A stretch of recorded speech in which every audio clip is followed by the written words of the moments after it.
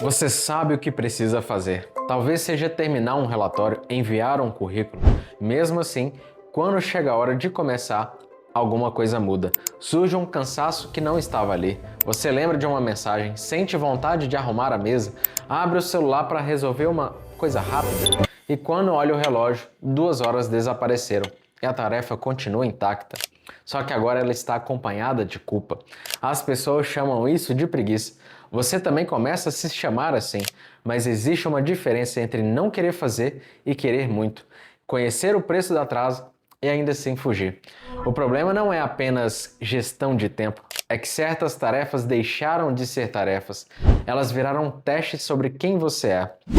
Hoje você vai entender qual emoção está escondida por trás do adiamento, por que a distração alivia por tão pouco tempo e, por fim, como voltar à ação sem esperar a coragem perfeita. Porque você não adia apenas um trabalho, aos poucos adia a confiança em si mesmo. Existe uma vergonha particular em terminar o dia cansado de uma coisa que você nem começou. Você se deita e pensa, eu tinha tempo, eu sabia o que fazer, por que eu fugi de novo? Então promete que amanhã será diferente. Organiza os arquivos, salva vídeos sobre produtividade, mas nenhuma ferramenta resolve uma ameaça que ainda não foi compreendida. No dia seguinte você se aproxima da tarefa e o desconforto reaparece. Não em todas as atividades. Você consegue resolver as urgências dos outros, mas trava justamente diante daquilo que pode expor você.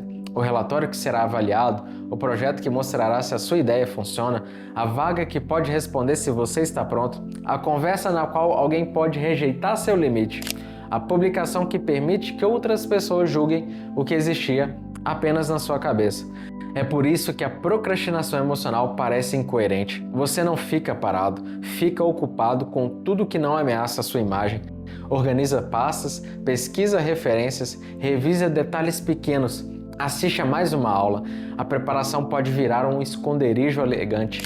Enquanto estuda, você ainda não pode ser avaliado. Enquanto ajusta o plano, ainda não precisa testar a ideia. Enquanto espera o momento certo, mantém intacta a fantasia de que faria algo excelente caso realmente começasse. Pense em alguém que deseja mudar de carreira. Pesquisa cursos por meses, compara instituições, assiste a entrevistas, mas nunca envia uma inscrição.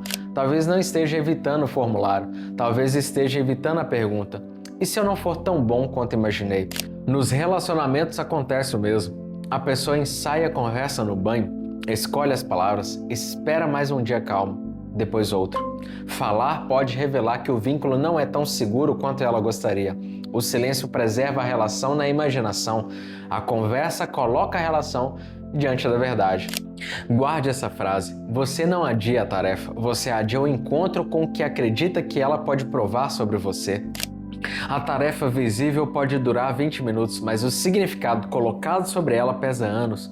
Talvez você tenha aprendido que errar é decepcionar, que só merece reconhecimento quando entrega acima da média, que pedir ajuda revela incapacidade, que começar sem dominar tudo é passar vergonha. Uma tarefa fica pesada demais quando deixa de medir o que você faz e começa a medir quem é você. A sabedoria eterna conta a história de um homem que recebeu algo valioso, sentiu medo e enterrou o que tinha nas mãos. Ele não destruiu o que recebeu, ele protegeu, e foi justamente essa proteção que impediu qualquer fruto. É assim que o medo costuma agir. Ele raramente diz, desista da sua vida. Ele diz, espere até ter certeza.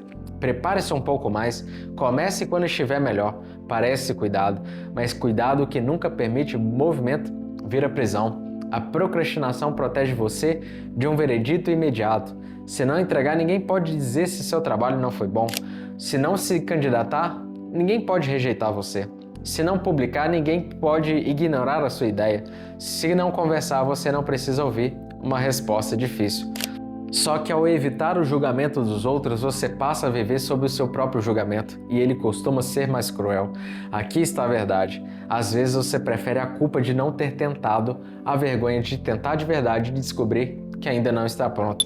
A culpa preserva uma desculpa, o resultado entrega uma evidência. Enquanto nada foi testado, você ainda pode dizer, eu conseguiria se me esforçasse.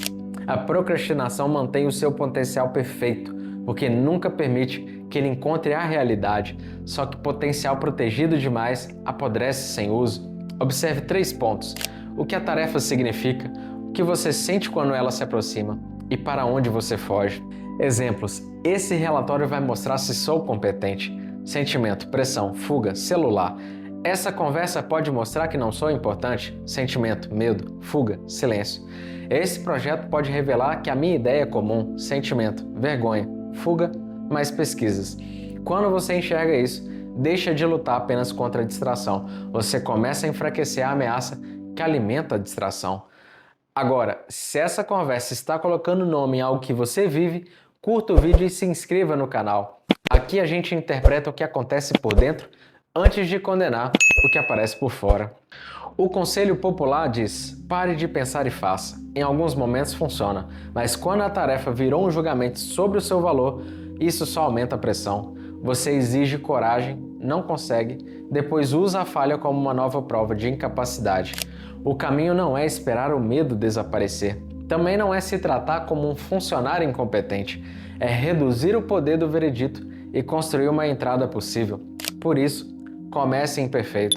Não tente produzir a versão que será admirada. Produza a versão que pode existir. Abra o arquivo e faça um rascunho incompleto. Monte a apresentação com títulos simples antes de escolher imagens.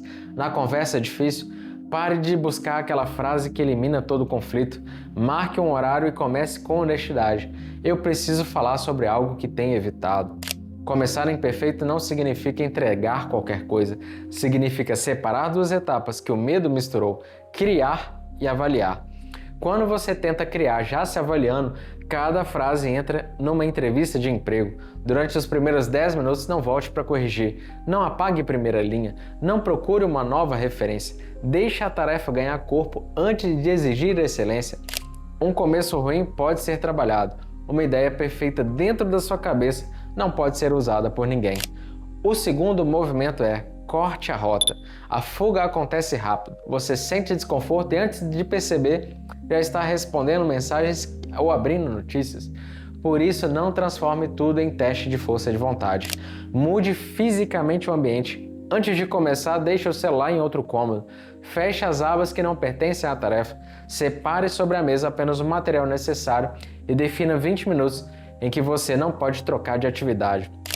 Talvez o medo continue ali. A diferença é que ele não encontrará uma porta aberta. O celular no silencioso ao lado do teclado ainda permanece visível. E resistir ao que está diante dos olhos também consome atenção. Distância física cria tempo entre o impulso e a fuga, e nesse intervalo você recupera a escolha. Estruturar o ambiente é parar de exigir heroísmo onde uma boa estrutura resolveria melhor. E o terceiro movimento é: diminua a entrega. A procrastinação se alimenta de tarefas sem borda. Preciso mudar de vida, preciso concluir projeto, preciso resolver meu relacionamento. Nenhuma dessas frases mostra onde a mão deve tocar. Transforme a intenção em uma entrega pequena, visível e encerrável. Não trabalhar no currículo, atualizar a experiência mais recente e salvar. Não organizar a casa, liberar a pia e recolher o lixo da cozinha. Não resolver a conversa, enviar uma mensagem marcando 20 minutos para falar. Não criar o curso, gravar uma explicação de 5 minutos sobre o primeiro assunto. O passo precisa ser pequeno bastante para começar, mas real bastante para deixar evidências, porque assistir a cada conteúdo sobre a tarefa não é a tarefa. Planejar outra vez não é a tarefa. Pensar no primeiro passo não é o primeiro passo. Quando concluir essa unidade, você decide se continua. Muitas vezes continuará, porque a ameaça era maior antes do contato, mas mesmo que pare, algo mudou. Você produziu uma prova contra a identidade de quem sempre foge. Não a prova de que é brilhante, uma prova mais útil. Você consegue permanecer diante do desconforto. Na próxima vez que surgir um cansaço repentino, uma urgência falsa ou a vontade de pesquisar mais uma coisa, pergunte-se: o que eu temo que essa tarefa revele sobre mim? Talvez a resposta seja fracasso, rejeição, mediocridade ou falta de preparo. Escute a resposta, mas não entregue a ela um comando. Comece imperfeito, corte a rota, diminua a entrega. Coragem não é sentir que o resultado será bom, é permitir que a realidade encontre seu trabalho sem transformar cada falha em sentença contra você. Agora compartilhe esse vídeo com alguém que se acusa de falta de disciplina quando talvez esteja apenas tentando proteger a própria imagem. E guarde isso. Você não precisa provar quem é antes de começar. É começando, corrigindo e permanecendo que você constrói alguém em quem pode voltar a confiar.